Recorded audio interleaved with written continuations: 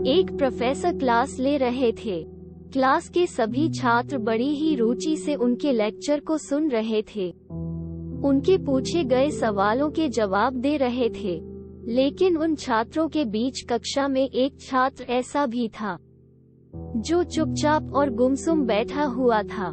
Professor ने पहले ही दिन उस छात्र को नोटिस कर लिया, लेकिन कुछ नहीं बोले। लेकिन जब 3-4 दिन तक ऐसा ही चला, तो उन्होंने उस छात्र को क्लास के बाद अपने केबिन में बुलवाया और पूछा, तुम हर समय उदास रहते हो, क्लास में अकेले और चुपचाप बैठे रहते हो, लेक्चर पर भी ध्यान नहीं देते, क्या बात है? कुछ परेशानी है क्या? सर, वो छात्र कुछ हिचकिचाते हुए बोला, मेरे अतीत में कुछ ऐसा हुआ है जिसकी वजह से मैं परेशान रहता हूँ, समझ नहीं आता क्या करूं। प्रोफेसर भले व्यक्ति थे। उन्होंने उस छात्र को शाम को अपने घर पर बुलवाया। शाम को जब छात्र प्रोफेसर के घर पहुंचा, तो प्रोफेसर ने उसे अंदर बुलाकर बैठाया। फिर स्वयं किचन में चले गए और शिकंजी बनाने लगे। उन्होंने जानबूझकर शिकंजी में ज्यादा नमक डाल दिया। फिर किचन से बाहर आकर शिकंजी का गिलास छात्र को देकर कहा, ये लो, शिकंजी पियो। छात्र ने गिलास हाथ में लेकर जैसे ही एक घूंट लिया, अधिक नमक के स्वाद के कारण उसका मुंह अजीब सा बन गया। ये देख प्रोफेसर ने पूछा, क्या हुआ? शिकंजी पसंद नहीं आई? नहीं सर, ऐसी बात नहीं है, बस शिकंजी में नमक थोड़ा ज्यादा है। छात्र बोला, अरे, अब तो ये बेकार हो गया, लाओ गिलास मुझे दो, मैं इसे फेंक देता हूँ।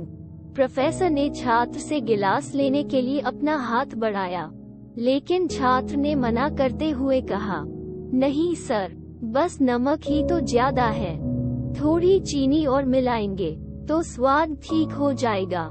ये बात सुन प्रोफेसर गंभीर हो गए और बोले, सही कहा तुमने, अब इसे समझ भी जाओ, ये शिकंजी तुम्हारी जिंदगी है, इसमें घुला अधिक नमक तुम्हारे अतीत के बुरे अनुभव है।